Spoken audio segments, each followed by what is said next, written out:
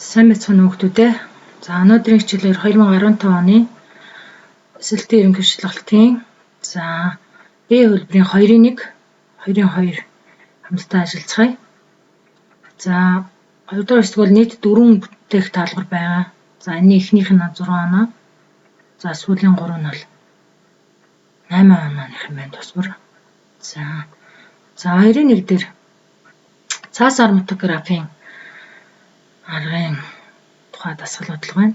За хроматографийн аргын олон төрөл байдаг ба за хамгийн энгийн төрөл нь бол цаас хроматографийн арга. За энэ арга доктортой бааз нь хроматографийн цаас, хөдөлгөөнтэй бааз нь бол тохирох уусгагч эсвэл уусгч ойлгомог байдаг. За туршлагын дараах хроматографийн цаасыг хроматограмм гэж нэрлэдэг. За хроматографийн цаасан дээр сурагч эхлэх шугамын дагуу WRU гэсэн 3 хүнсний будгаас тусав. За дээж бүхий цаасаа этанолийн уусмал дүрж байрлуулав. За ихсэн хугацааны дараах хроматограммыг зургаар харууллаа гэж. За хроматограммыг сайтар ажиглаад даалгаврыг гүйцэтгэх нь. За тэгэхээр хроматограмм гэж энийг хэлээд байна тийм ээ. За энэ хроматограммын цаасыг одоо уншиж даалгаврыг гүйцэтгэнэ гэсэн үг. За нэгд нь W будагт агуулгадах бодисын тоог олно гэж. За W будаг гэхээр энд байна тийм ээ. За энэ дотор бодис гэхээр энэ хроматографийн цаасан дээр буусан. За 1 2 3 4. За ингээд W будагт бол нийт 4 бодис агуулгадж байна гэсэн үг. За 2 дугаар дасгал R будагт агуулгадах бодисын тоог олно гэж. За тэгэхээр сая W будагт агуулгадсан бодисын тоог яаж олсон тэрүүнтэй яг адилхан олно.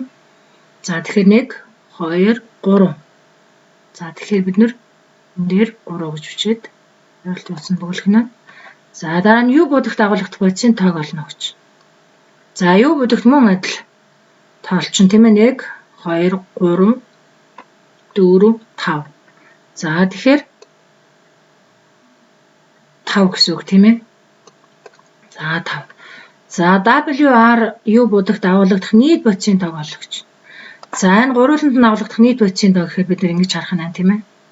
За энд 1 тийм ээ. За энд 1. За энд 2 дахь бодис үйж байна. Бүгдэнд нь агуулгадахыг болж байгаа учраас. За энэ 3 дахь бодис. За энэ 4 дахь бодис. 5 дахь бодис. 6 дахь бодисын байна гэж харах нь. За ингээд нийт бодисын тав бол 6. За 6 байна. За дараагийн дасгал нь WRU будагт гурвууланд нь агуулгадах бодисын тав гэж. За гурвууланд нь агуулгадна гэдэг чинь. За энд байна тийм ээ. Энд 1. За энэ болохоор ганцхан U будагт агуулгадж байна. За энэ болохоор бас гурвууланд нь агуулгадж байна. За ингээд харахаар өөр байхгүй тийм ээ. Тэгэхээр гурвууланд нь агуулгадж байгаа бодис бол за энэ байна. Энэ байна. За ингээд нийтдээ 2 бодис байна гэсэн үг. За зөвхөн U будагт агуулгадах бодисын тоог олно гэж. За зөвхөн U будагт гэдэг нь өөрөөр хэлбэл WR будагт огт агуулгадахгүй гэсэн үг тийм ээ. Тэгэхээр ингээ харахаар за энэ бол гурвууланд нь агуулгадж байна. За энэ болохоор ганц U будагт агуулгадж байна. За энэ болохоор гурвууланд нь агуулгадж байна. Энд бол байхгүй байна. За энэ хоёр байхгүй учраас ганц U будагт агуулгадж байна. За энэ болохоор U болон W будагт агуулгадж байна. За ингэхээр энд 1 энд 1 гэдэг ингээ 2 байж. За 2. За ингэж хийжээд одоо тэгээд хариултын утсанд бөглөхдөө за Г-ийн 4, B-ийн 3 гэх мэтэр одоо бүлнө гэсэн үг байна. За дараагийн жишээл рүү оръё. За 2-2 химийн сорилт туршилтын арга. За энэ бол 8 онооны даалгавар байна. За дугаартаа 6 хуруу шилэнд син хлорид, син нитрат, хар туулганы нитрат, кальцийн хлорид, натрийн нитрат, барийн хлоридын талстууд өгөгдөжээ гэж. За эдгээр талстуудыг нихром утсанд түрхэн дөл дээр барихад дөлний өнгө өөрчлөгдсөн. Эдгээр талстуудаас дээж таслан авч усан дуусгаад мөнгөний нитрат нэмжээ гэж. За давсан дах За нэгдүгээрт металлуудын дөлний өнгө. За дөлний өнгөийг энд тэмдэглэсэн байна тийм ээ. За энэ ингээд дөлний өнгүүд байж. За хоёрдугаарт нь явагдах урлагийн ионы тэгштгэл гэж. За энэ тэмдэглэсэн байж байна. За гуравт нь туршилтын үр дүнг үзүүлэлгч. За туршилтын үр дүнгийн хүсэгтээр харуулсан байж. За эдгээрийг одоо ашиглаад даалгаврыг үүсгэх нэ гэсэн үг. За 1-6 дугаар бүхий хуруу шилэнд ямар бодисын таст байгааг тодорхойлж хариултын утсанд тэмдэглэнэ гэсэн дасгал байна. За энийг хийхдээ бид мэдээж энэ өгөгдсөн зүйлийг ашиглаж чинь. За тэгвэл туршилтын үр дүнг харъя тийм ээ. 1-р хуруу шилэнд за дөлний өнгийг тоосон улаан өнгөөр буддаг. За мөнгөний нитратын уруулжтай цагаан өнгийн тунд үүсгдэг бодисыг олно гэсэн байна. За тэгэхээр тоосхон улаан үүсгэхээр энэ дотор металлуудын дөлний өнгө дотор ганцхан кальцийн ион тоосхон улаан өгч тийм ээ. Өөр байхгүй учраас за тэгэхээр энэ нэгдүгээр хуруу шилэнд бол кальцийн одоо энэ хлорид буюу өөрөөр хэлбэл B бодис байжээ гэсэн үг. B бодис байж гэсэн үг. За энэ болохоор нэгдүгээр хуруу шилэнд байсан гэсэн үг тийм ээ. За тэгэхээр өөр эндээс бас өөрийнхөө чадхыг төрүүлж хийж болно. Одоо өөрөөр хэлбэл энд бол тод шар өнгө ганцхан дөлний өнгө ганц өгсөн байна те. Тэгэхээр тод шар өнгийг бол натрийн металл натрийн бол дөлөнд тод шар өнгийг үүсгэх юм байна. Тэгэхээр энэ дотор бол ганцхан натрийн нитрат гэсэн таавс байгаа учраас за энэ A дугаартай буюу за энэ хэдгээр хуруу шилэнд натрийн нитрат 5 гэсэн дугаартай хуруу шилэнд байжээ гэсэн үг. За тэгээд одоо үлдсэн 4 хуруу шилэнд жишээл за энэ хоёрд нь 2-р хуруу шилэнд дөлний өнгийг ногоон өнгө үзүүлдэг металлын давс байх нь. За гэтэл ахаад энэ 4-р хуруу шилэнд бас байж гин тийм ээ. За тэгэхээр энийг яаж ялгах вэ гэхээр хоёр дахь уруулж буюу за энийгээр ялгана гэсэн үг. Мөнгөний ионтой уруулд орохоор хлорид ион маань мөнгөний хлоридын цагаан тонос үүсгэж байгаа. За үгээр нь одоо ялгана гэсэн үг. За тэгэхээр харъя.